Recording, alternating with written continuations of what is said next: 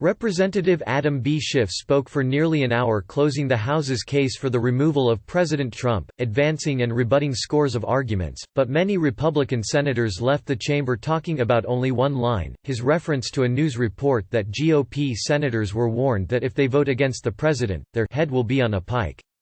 Not true, an indignant Senator James Lankford bristled afterward, saying senators were visibly upset by the comment. Nothing like going through 3 days of frustration and then cap it with an insult on everybody.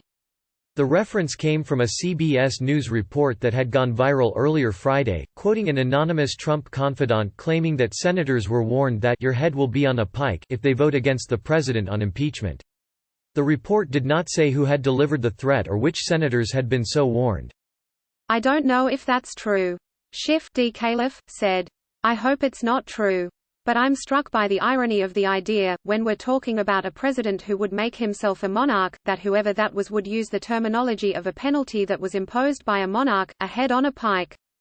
Schiff sandwiched the reference between an anecdote about his father trying to get into the military with bad eyes and a flat feet during World War II, succeeding on the third attempt, and a tribute to the late Representative Thomas F. Railsback who worked to build bipartisan support for President Richard M. Nixon's impeachment. Senator Pat Roberts normally stayed, smiled as Schiff told the story about his dad, which delved into lessons of courage as he urged the Republicans to break with their party leader. When Schiff mentioned the alleged head on a pike threat, the GOP side of the chamber began to murmur and shift in outrage. That's not true, said Senator Susan Collins who shook her head angrily, then crossed her arms over her chest in protest for the rest of his speech. And after he ended his speech about 10 minutes later, the Republican outrage was brewing. Senator John Barrasso of Wyoming, the Republican conference chairman, denied any such threat and attacked Schiff for repeating the suggestion. What he has proven to all of us is that he is capable of falsehoods, and he would tell it to the country and tell it to us sitting in the chamber when every one of us knows it's not true, he said. Whatever gains he may have made, he lost all of it, plus some, tonight.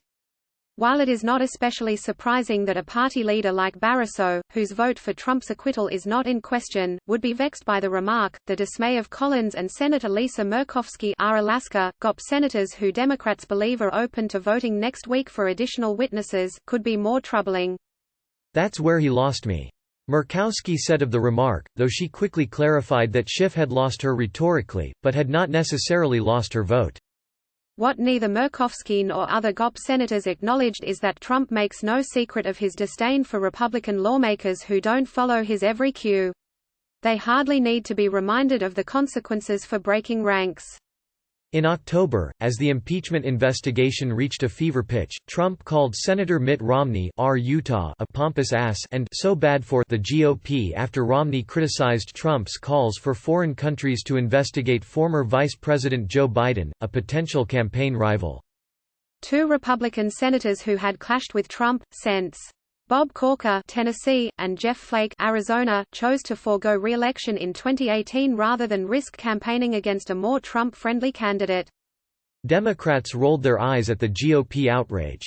A Democratic aide working on the impeachment probe but who was not authorized to comment publicly noted that Schiff repeatedly said he hoped it wasn't true, they did protest too much. Senate Minority Whip Richard J. Durbin noted that Trump's willingness to threaten and exact revenge on those who cross him politically was no secret. That's one of the worst-kept secrets in Washington, what this White House, this president does to people who cross him, he said. And he's made it clear from day one.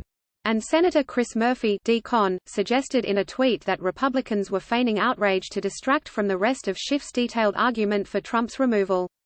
I'm gonna let you in on a secret, he wrote. Republicans who don't want to defend Trump's corruption on the merits are instead going to complain about how mean the House managers are.